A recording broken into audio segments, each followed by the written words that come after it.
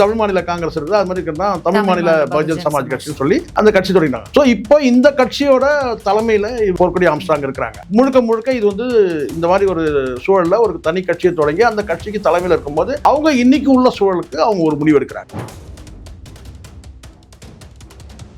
Armstrong அவர்களை பொறுத்த வரைக்கும் அவருக்கு ஒரு தனி அரசியல் பார்வை இருந்தது. மற்ற தலைவர்களை காட்டிலும் அது இருக்கிற கட்சிகள்ல அவருக்கு வந்து பாத்தீங்கன்னா பாட்டாளி மக்கள் கட்சி மீது ஒரு பார்வை இருந்தது. பாட்டாளி மக்கள் கட்சி தான் வந்து ஒரு சுயமரியாதையோட பண்றாங்க. இன்னைக்கு வந்து உள்ள நிலைமைன்னு ஒண்ணு இருக்குல்ல, அவங்களுக்கு வந்து முதல்ல ஒரு பாதுகாப்பு வேணும், ஒரு பாதுகாப்பற்ற ஒரு சூழல் கூட இருக்கலாம். ஆனா அதே ஆட்களோட வந்து பாத்தீங்கன்னா ஒரு பெண்ணா வந்து பயணிக்க முடியுமா? அப்போ பெண்களுக்கு வந்து பாத்தீங்கன்னா அரசியல்ல பயணிக்கிறதே மிகப்பெரிய ஒரு சேலஞ்ச். என்டிஏ கூட்டணி அப்படிங்கும்போது அதை நம்ம எப்படி புரிஞ்சுக்கிறது? அதுதான் இங்க தனிப்பட்ட முறையில போர்க்கொடி ஆம்ஸ்ட்ராங் திருவிக்கா. அதனாலதான் நான் சொல்றேன், இப்ப இதே வந்து நானே கூட நான் சொல்றேன், நான் ஏன் சரி சொல்ல முடியல தவறுன்னு சொல்ல முடியல, நான் ஏன் சொல்றேன்னா பிஜேபி இல்ல வெறும் அதிமுக மட்டும்தான் இருக்குதுன்னு சொன்னா இந்த முடிவு சரின்னு சொல்ல முடியும். முழுக்க முழுக்க சனாதன சக்திகளோட சேர்ந்ததுதான் இன்னைக்கு அதிமுக. அந்த கூட்டணியில வந்து திருமதி ஆம்ஸ்ட்ராங் வந்து அவங்க அதாவது போர்க்கொடி ஆம்ஸ்ட்ராங் அவர்கள் வந்து பயணிக்கும் போது இது சரியான முடிவு அப்படின்னு நம்மளால சொல்ல முடியல. திருமதி ஆம்ஸ்ட்ராங் அவர்கள் ஒரு மன வருத்தம் வெளியில வந்து வேற கட்சி ஆரம்பிக்கிறாங்க. இன்னைக்கு அவங்க வந்து ரெண்டு கட்சியுமே திருவிக்கா நகர்ல போட்டி போடுது. குறிப்பா ஆம்ஸ்ட்ராங் அவர்களுடைய அண்ணன் மகன் போர்க்கொடி ஆம்ஸ்ட்ராங் அவங்களை எதிர்த்து போட்டி போடுறாங்க. மக்களுடைய ஆதரவு யாருக்கு இருக்கு? எனக்கு தெரிஞ்சு வந்து இது இயல்பா எல்லாருக்கும் தெரிஞ்சிடும். சிம்பத்தி யார் பக்கம் போகும் நீங்களே சொல்லுங்க. நேரடின்றது சிம்பத்தின்னு ஒண்ணு இருக்குல்ல, இந்த நேரடி அனுதாபம் யார் பக்கம் போகும்னா மனைவி பிள்ளைகள் தான் போகும் எப்பவுமே. அப்படி இருக்கும்போது அவங்க பிரச்சாரத்துக்கு வந்து பிள்ளையும் கூட்டிட்டு போறாங்கன்றத நம்ம பார்க்கிறோம். அது வந்து பாத்தீங்கன்னா ஆதரவு வந்து இவங்களுக்கு தான் இருக்கும். நேயர்களுக்கு வணக்கம். நிகழ்ச்சியில் சிறப்பு விருந்தினராக பத்திரிகையாளர் அரசு விமர்சகர் திரு சேக்வரா ஜெய்சங்கர் இணைந்திருக்கார். பேசலாம். வணக்கம் சார். இருக்கீங்க? வணக்கம், நலமா இருக்குமா? Okay sir. போர்க்கொடி ஆம்ஸ்ட்ராங் மேம் வந்து இந்த தேர்தலில் போட்டியிடுறாங்க. திருவிக்கா நகர் அவங்க அரசியலுக்கு வரட்டும். ஏன்னா அவங்க இருந்த பகுஜன் சமாஜ் கட்சியினுடைய தற்போதைய மாநில தலைவர் வந்து போர்க்கொடி ஆம்ஸ்ட்ராங் அவர்கள் அரசியல்ல இருந்து ஒதுக்கி வைக்கும்போது அவர் கொடுத்த அந்த கடிதத்தை பார்த்து கொந்தளிச்சு நான் உங்க கூட பேட்டி எடுத்திருப்பேன்னு நினைக்கிறேன். நான் வந்து அது ரொம்ப தவறு அப்படின்னு சொல்லி எல்லாம் நம்ம பேசியிருக்கோம். ஸோ இப்போ அவங்க வந்து சட்டமன்ற தேர்தலில் போட்டிடுறாங்கன்னா ரொம்ப மகிழ்ச்சி, வரவேற்கிறோம். பட் வந்து அவங்க தேர்ந்தெடுத்த கூட்டணி அதிமுக என்டிஏ கூட்டணி அப்படிங்கும்போது தான் அங்க ஒரு சுணக்கம் வருது. நீங்க எப்படி பாக்குறீங்க?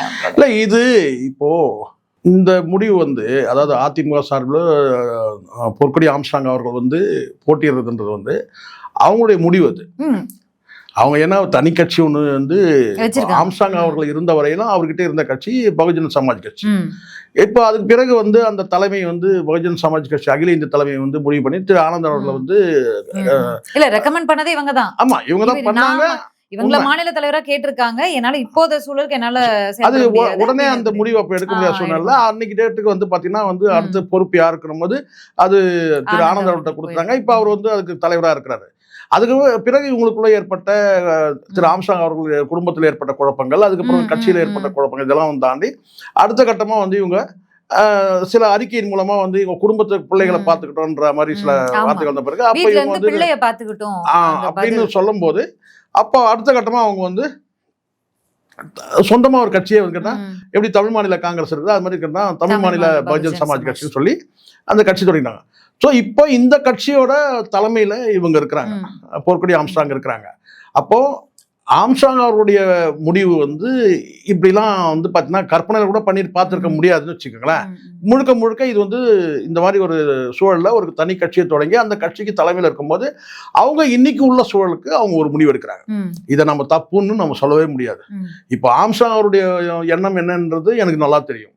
ஆம்ஸ்ட்ராங் அவர்களை பொறுத்த வரைக்கும் அவருக்கு ஒரு தனி அரசியல் பார்வை இருந்தது. சரிங்களா? மற்ற தலைவர்களை காட்டிலும் அதாவது ஒடுக்கப்பட்ட மக்களுக்கான சித்தாந்தத்திற்கு மாற்றாக ஏன்னா நான் ஒரு 3 மணி நேரம் அவர்கிட்ட நான் உட்காந்து பேசியிருக்கேன். 3 மணி நேரம் பேசியிருக்கேன். ஒரே ஒரு சந்திப்பு 3 மணி நேரம் பேசியிருக்கேன். அந்த 3 மணி நேரத்துல வந்து அவருக்கு தனி ரிசர்வேஷன் குறித்து மிகப்பெரிய ஞானம் இருந்தது, மிகப்பெரிய அறிவு இருந்துச்சு.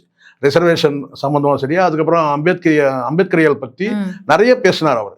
அப்படி இருக்கும்போது பொது அரசியல் பத்தி பேசும்போது நான் தெரிஞ்சுட்டு என்னன்னு கேட்டேன்னா அவருக்கு இங்க அதாவது கேட்டா இருக்கிற கட்சிகள்ல அவருக்கு வந்து பாத்தீங்கன்னா வந்து பாட்டாளி மக்கள் கட்சி மீது ஒரு என்ன சொன்ன ஒரு பார்வை இருந்தது. ஏன்னா அவர் மென்ஷன் பண்ணாரு, என்கிட்ட பேசும்போது சொன்னாரு, பாட்டாளி மக்கள் கட்சி தான் வந்து ஒரு சுயமரியாதையோட பண்றாங்க, ஏன்னா தைலாபுரத்தை நோக்கி வர வைக்கிறாங்க. அதாவது ஒரு குறிப்பிட்ட சமூக பின்னணி இருந்தாலும் பாத்தீங்கன்னா அந்த பவர் மூலமா திராவிட கட்சிகளை தேடி வர வைக்கிறாங்க. ஆனால் மற்றவங்க எல்லாருமே கேட்டா கோபாலபுரத்தை நோக்கி பயணிக்கிறாங்கன்றத வந்து அவர் ஒரு பொது பார்வையா சொன்னார். அப்படி இருக்கும்போது அவருக்கு ஒரு தனி பார்வை இருந்தது. இன்னைக்கு வந்து உள்ள நிலைமைன்னு ஒண்ணு இருக்குல்ல, அவங்களுக்கு வந்து முதல்ல ஒரு பாதுகாப்பு வேணும், ஒரு பாதுகாப்பற்ற ஒரு சூழல் கூட இருக்கலாம். அவங்களுக்கு என்ன மாதிரியான அச்சுறுத்தல் இருக்குன்னு சொல்லி ஒரு பெண்ணா வந்து ஒரு ஆணுக்கு வந்து ஒரு சில கட்டினா வந்து ஒரு ப்ரிவிலேஜ் இருக்கு. ஒரு ஆணுக்கு வந்து ஒரு வெளியில போறாங்கன்னு சொன்னா வந்து ஒரு 10 பேரோட கூட வந்து பயணிக்க முடியும் ஆட்களோட. ஆனா அதே ஆட்களோட வந்து பாத்தீங்கன்னா வந்து ஒரு பெண்ணா வந்து பயணிக்க முடியுமா? கஷ்டம். ஏன்னா இப்போ ஒரு மாவட்டத்தை விட்டு ஒரு மாவட்டத்தை தாண்டி போறாங்கன்னா அங்க வந்து வெறும் ஆட்களுடைய கட்சிக்காரங்களோட சேர்ந்து பயணிக்கிறதுன்றதே வந்து ஒரு பெண்ணான்றது ஜெயிக்கிற சாதனம். ஏன்னா ஜெயலலிதா அவர்களே சொன்னாங்க, என்னன்னு கேட்டீங்கன்னா வந்து ஒரு ஆண்கள், அதுவும் குறிப்பா அதிமுக இருக்கிற பல பேர் வந்து காலில் விழுந்த போது கூட ஒரு வார்த்தை சொன்னாங்க, நான் வந்து ஒரு பெண்ணா எப்படி தடுக்க முடியும் அவங்க காலில் விழுறத அப்படின்னு சொல்லி கூட சொன்னாங்க. அப்போ பெண்களுக்கு வந்து பாத்தீங்கன்னா அரசியல்ல பயணிக்கிறதே மிகப்பெரிய ஒரு சேலஞ்ச். அப்படி இருக்கும்போது இவங்களுக்கு ஏற்கனவே ஒரு பாதுகாப்பு பிரச்சனை இருக்கிறதுனால ஒரே ஒரு கான்ஸ்டபிள் வச்சு ஒரு போலீஸ் ஏந்திய வந்து அதாவது துப்பாக்கி ஏந்திய ஒரு போலீஸை கொடுத்தனாலே வந்து அது பாதுகாப்புன்னு சொல்லிடும். அப்போ ஒரு அரசியல் ரீதியாகவும் ஒரு பாதுகாப்பு வேணும்ன்றது உண்மைதானே. அப்போ அவங்க ஒரு முடிவு எடுக்கிறாங்க, எந்த கட்சியோட சேர்ந்து பயணிக்கலாம்னு. அவங்க சூஸ் பண்ணது வந்து அதிமுக. இப்போ ஏற்கனவே போய் மூர்த்தி இறந்த போது அதுக்கு பிறகு வந்து பாத்தீங்கன்னா வந்து போய் மூர்த்தியால வந்து ஒரு சட்டமன்ற உறுப்பினராக வர முடியல. அது பல முறை அவர் நின்று இருக்கிறாரு, இதே போய் தொகுதியிலே பூந்தமல்லி தொகுதியிலே நின்று இருக்கிறாரு, தோல்விதான் அடைஞ்சாரு. ஆனாலும் வந்து ஜெகன்மூர்த்தி வந்து வெற்றி பெற்றாரு. அதுக்கு காரணம் என்னன்னு கேட்டா அவர் கூட்டணி நிலைப்பாடு, அலைன்ஸ் போட்டதுனால வந்தது, கூட்டணி நிலைப்பாடுல வந்தாரு. அந்த மாதிரி என்னன்னு கேட்டா இப்ப இவங்களுக்கு வந்து என்னன்னா ஒரு சந்தர்ப்பம், ஒரு வாய்ப்பு என்னன்னு கேட்டா அதிமுக இணைஞ்சு ஒரு சட்டமன்ற உறுப்பினர் ஆக முடியும் போது கிட்டத்தட்ட இப்பவே அவங்களுடைய வெற்றி உறுதி செய்யப்பட்டதான் தெரியுது. அந்த அளவுக்கு பெரிய ஆதரவு இருக்கு. இது வந்து அவங்க எடுக்கிற முடிவு. இது எப்படி நம்ம வந்து சரி தவறுன்னு சொல்ல முடியாது. ஆம்ஸ்ட்ராங் அவருடைய பார்வை வேற. இப்போ வந்து இந்த தமிழ் மாநில பகுஜன் சமாஜ் பார்ட்டியோட ஒரு தலைவரா அவங்க ஒரு நிலைப்பாடை எடுக்கிறாங்க. இதை நம்ம வந்து குறையா சொல்ல முடியாது. அது சரி முடிவுன்னு சரி தவறுன்னு சொல்றதுக்கு விமர்சனமும் பண்ண முடியாது. அவங்க கட்சியோட முடிவு அது. ஆனா அதிமுக கூட ஒரு வகையில நம்ம பார்க்கலாம், என்டிஏ கூட்டணி அப்படிங்கும்போது அதை நம்ம எப்படி புரிஞ்சுக்கிறது? தனிப்பட்ட முறையில பொற்கொடி ஆம்ஸ்ட்ராங் திருவிக்கா. அதனாலதான் நான் சொல்றேன், இப்ப இதே வந்து நானே கூட நான் சொல்றேன், இப்ப நான் ஏன் சரி சொல்ல முடியல தவறுன்னு சொல்ல முடியல நான் ஏன் சொல்றேன்னா இந்த இடத்துல நான் சொல்லிடுறேன். இப்போ வந்து பிஜேபி இல்லை, வெறும் அதிமுக மட்டும்தான் இருக்குதுன்னு சொன்னா இந்த முடிவு சரின்னு சொல்ல முடியும். ஆனால் முழுக்க சனாதன சக்திகளோட சேர்ந்ததுதான் இன்னைக்கு அதிமுக. அந்த கூட்டணியில வந்து திருமதி ஆம்ஸ்ட்ராங் வந்து அவங்க அதான் பொற்கொடி ஆம்ஸ்ட்ராங் அவர்கள் வந்து பயணிக்கும் போது இது சரியான முடிவு அப்படின்னு நம்மளால சொல்ல முடியல. ஓகே, இல்ல நம்ம அதை தள்ளி வச்சுட்டு பாஜக என்டிஏ இது எல்லாம் தள்ளி வச்சுட்டு பொற்கொடி ஆம்ஸ்ட்ராங் மட்டுமே பார்க்கணுமா அப்படிங்கிற இல்ல, அது அப்படி பார்க்க முடியாது இல்ல. இங்க ஏன்னா அந்த தொகுதி இப்ப சட்டமன்ற உறுப்பினர்ன்ற அந்த பதவி வந்து பாத்தீங்கன்னா பொதுவானது, எல்லா மக்களுக்கான வந்து ஒரு என்ன கேட்டா ஒரு பதவி தான். அந்த எல்லா மக்களுக்கான பதவியில வந்து பாத்தீங்கன்னா பெருவாரியான வாக்குகள் வந்து யார் அளிப்பாங்க நீங்களே சொல்லுங்க. கண்ண முடின்னு சொல்லலாம், ஒடுக்கப்பட்ட மக்களுடைய வாக்குகள் பெருவாரியான வாக்குகள் வந்து பெறுவதற்கு வாய்ப்பு இருக்கு. அதிமுகவுடைய வாக்குகள் கூட இவங்க பெறட்டும். ஆனா கூடவே வந்து பாத்தீங்கன்னா வந்து அங்க வந்து அவங்க அதாவது அந்த தமிழ் மாநில பகுஜன் சமாஜ் கட்சியை சேர்ந்த அந்த தொண்டர்கள் வந்து பகுஜன் சமாஜ் கட்சி தமிழ்நாட்டுல முழுக்க அந்த கட்சி அப்படி ஒரு கட்சி இருக்குன்னே வளர்த்தவர் ஆம்ஸ்ட்ராங் அவர்கள் தான். அவர் அந்த கட்சியை ஓட்டின ஆதரவாளர்கள் தான் அவங்களுக்கு. அவரு தவறின பிறகு வேற ஒருத்தர் வந்திருக்காரு, இவங்க கை காட்டின ஒரு நபர் தான் ஆனந்த். அவர் செயல்பட்டு கொண்டு இருக்காரு. பட் அது ஒரு பக்கம் போகுது. திருமதி ஆம்ஸ்ட்ராங் அவர்கள் ஒரு மன வருத்தம், வெளியில வந்து வேற கட்சி ஆரம்பிக்கிறாங்க. இன்னைக்கு அவங்க வந்து ரெண்டு கட்சியுமே திருவிக்கா நகர்ல போட்டி போடுது. குறிப்பா ஆம்ஸ்ட்ராங் அவர்களுடைய அண்ணன் மகன் பொற்கொடி ஆம்ஸ்ட்ராங் அவங்களை எதிர்த்து போட்டி போடுறாங்க. இப்போ மக்களுடைய ஆதரவு யாருக்கு இருக்கு? எனக்கு தெரிஞ்சு வந்து இது இயல்பா எல்லாருக்கும் தெரிஞ்சிடும். சிம்பத்தி யார் பக்கம் போகும் நீங்களே சொல்லுங்க. பொதுவா நம்ம சொல்றோம், நமக்கு எந்த பார்வையும் இல்லை. இல்ல டைரக்டான இழப்பு யாருக்கு? டைரக்ட் இழப்புன்றது வந்து ஒரு கணவன் வந்து இறந்தாச்சுன்னா அந்த இழப்பு வந்து பார்த்தீங்கன்னா வந்து மனைவி பிள்ளைகள் தான் முதல் இழப்பு. அதுக்கப்புறம் மற்றவர்கள் அதுக்கப்புறம் சொல்லலாம், சரிங்களா, அந்த ரத்த உறவுகளுக்கும் அது இழப்பு தான். பட் நேரடின்றது சிம்பத்தின்னு ஒன்று இருக்குல்ல, அந்த நேரடி அனுதாபம் யார் பக்கம் போவோம்னா மனைவி பிள்ளைகள் தான் போவோம் எப்பவுமே. அப்படி இருக்கும்போது அவங்க பிரச்சாரத்துக்கு வந்து பிள்ளையும் கூட்டிட்டு போறாங்கன்றத நம்ம பாக்குறோம் சில இடங்கள். அவங்க எங்க போனாலுமே அப்படி இருக்கும்போது அது வந்து பாத்தீங்கன்னா ஆதரவு வந்து இவங்களுக்கு தான் இருக்கும். இப்ப இந்த நீங்க இப்படி எடுத்துங்களேன், நீங்க அதிமுக வாக்கு வங்கி ஏன்னா திருவிக நகர் உங்களுக்கு தெரியும் நினைக்கிறேன். திருவிக நகர்ல வந்து தொடர்ச்சியா வந்து பாத்தீங்கன்னா பல முறை வந்து அதிமுக தான் வெற்றி பெற்றிருக்கு. அப்படி இருக்கும்போது ஆமா கண்டிப்பா அது வந்து அந்த திருவிக நகர் தொகுதி வந்து உங்களுக்கு வந்து பெரம்பூராவது நீங்க சொல்ல முடியும் டிஎம்கே. திருவிக நகர் வந்து தொகுதி உருவான பிறகு அதிமுக தான் அங்க கணிசமா வந்து வாக்குகள் இருக்கு அவங்களுக்கு. அப்போ அந்த வாக்குகளும் ஒடுக்கப்பட்ட மகளுக்கான வந்து ஆம்ஸ்ட்ராங்குடைய ஆதரவாளர் அவங்களுடைய வாக்குகளும் வந்து கண்டிப்பா வந்து, ஏன்னா ஆம்ஸ்ட்ராங் அவர்களுக்காக அந்த வாக்கு உண்டு. அப்படி இருக்கும்போது பார்த்தீங்கன்னா அந்த வாக்குகளும் இதுவும் சேர்ந்து பார்த்தீங்கன்னா பொற்கடி வந்து வெற்றி வாய்ப்பு இருக்கு. அதெல்லாம் கணக்கு போட்டு தான் வந்து நடந்திருக்குன்னு வச்சுங்களேன், இல்லாமலாம் இல்லை. ஆனால் இதில் என்னன்னா திருவிக நகர்ல ஒரு குறிப்பிட்ட பகுதிகளில் அதையும் நம்ம மைனஸும் சொல்லணும். குறிப்பிட்ட பகுதிகளில் வந்து பார்த்தீங்கன்னா மைனாரிட்டி பீப்புளுடைய வாக்கு இருக்கு. குறிப்பா இஸ்லாமியருடைய வாக்குகள் இருக்கு. நீங்க கிறிஸ்தவர் வாக்கு கூட பெற முடியும். அது காரணம் என்னன்னு கேட்டா கன்வெர்டட் வந்து கிறிஸ்டியன்ஸ் நிறைய அதிகம். ஒடுக்கப்பட்ட மக்கள் இருந்து கன்வெர்ட் ஆன கிறிஸ்டியன்ஸ் நிறைய பேர் இருக்கிறாங்க. அந்த வாக்குகள் கூட வந்து பார்த்தீங்கன்னா திரு ஆம்ஸ்ட்ராங், ஏன்னா ஆம்ஸ்ட்ராங்ன்றதே வந்து பார்த்தீங்கன்னா அந்த நேமுகத்தை அந்த அதை கேட்டால் தெரியும் நினைக்கிறேன். அவங்களுடைய அதாவது அவங்களுடைய அப்பா அம்மா அவங்க வந்து பார்த்தீங்கன்னா கிறிஸ்தவ மதத்தை சார்ந்தவங்க தான்ன்ற ஒரு பேர். அதாண்டி இவங்க வந்து புத்திஸ்ட கூட ஃபாலோ பண்ணாங்க தான். ஆனால் கிறிஸ்தவருடைய வாக்கு இழக்கிறதுக்கான வாய்ப்பு ரொம்ப ரொம்ப கம்மி. ஆனா இஸ்லாமியருடைய வாக்குகள் வந்து பார்த்தீங்கன்னா இவங்க என்டிஏ அலைன்ஸ்ல இருக்கிறதுனால அந்த கணிசமான, ஏன்னா திருவிக நகர்ல கணிசமான வாக்கு இருக்கு. ஆமா, அது வந்து பாத்தீங்கன்னா வந்து கண்டிப்பா இந்த சைட்ல சாதகமா இருக்கு. அதுல இன்னொரு ஒரு குறிப்பு இருக்கு, என்னன்னு கேட்டீங்கன்னா வன்னியர்கள் பெருவாரியான வசிக்கிற பகுதி அதுதான். அப்போ அந்த இடத்துல கண்டிப்பா வந்து பொற்கொடி ஆம்ஸ்ட்ராங்கு வாய்ப்பு இருக்கு, கண்டிப்பா வாய்ப்பு இருக்கு. ஏன்னா கணிசமான அந்த தொகுதியை பற்றி ஏன்னா எனக்கு இந்த பொதுவா இந்த பெரம்பூர், கொளத்தூர், இந்த பக்கம் அப் டு மாதவரம், இந்த எழுத்தெல்லாம் நம்ம வந்து உலாவிய பகுதி, நரம்பண்ண பகுதினால நமக்கு தெரியும், வெள்ளிவாக்கம் எல்லாமே தெரியும். ஸோ அதனால எனக்கு வந்து என்னன்னா அந்த இடத்துல வந்து வன்னியர்கள் பெருவாரியா வசிக்கிற பகுதி. மைனஸ்னா இஸ்லாமியரோட வாக்குகள் வேணா அங்க அதை தாண்டி பிஜேபிக்கு பெரிய வந்து அங்க வந்து வாக்கு வங்கியும் கிடையாது, பிஜேபி கிடையாது.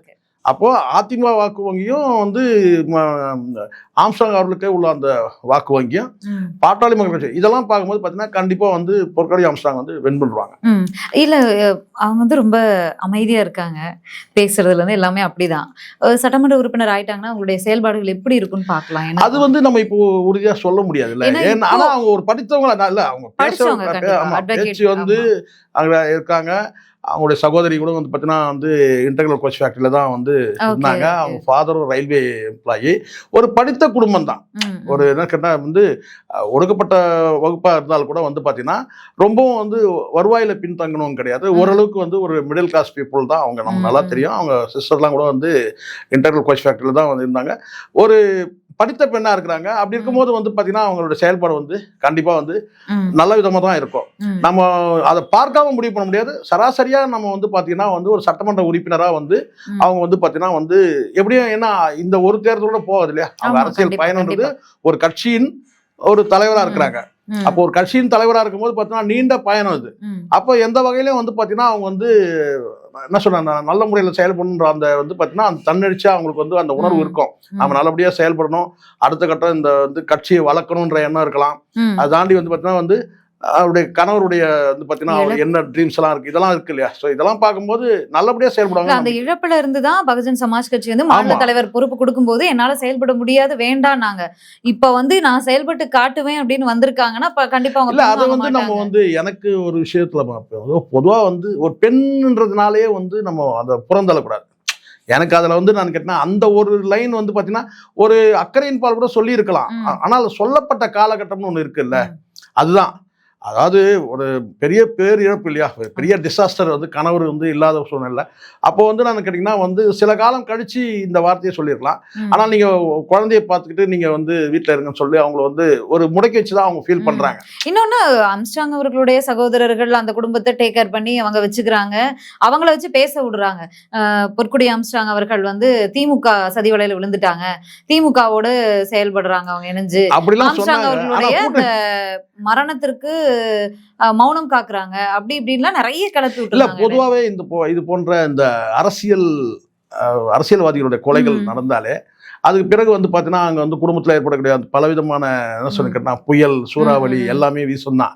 அதில் வந்து குடும்பங்கள் வந்து செதறும் இல்லைங்களா. ஏன்னா அதுக்கு அடுத்த கட்டமாக அந்த சொத்துக்கள் இதெல்லாம் வரும்போது பார்த்தீங்கன்னா எல்லா குடும்பத்திலையும் இதெல்லாம் நடக்கும் தான். ஒரு அரசியல்வாதி இறந்துட்டாலே வந்து பார்த்தீங்கன்னா பலவிதமான வந்து பூசல்கள் எல்லாம் வெடிச்சு செதறும்.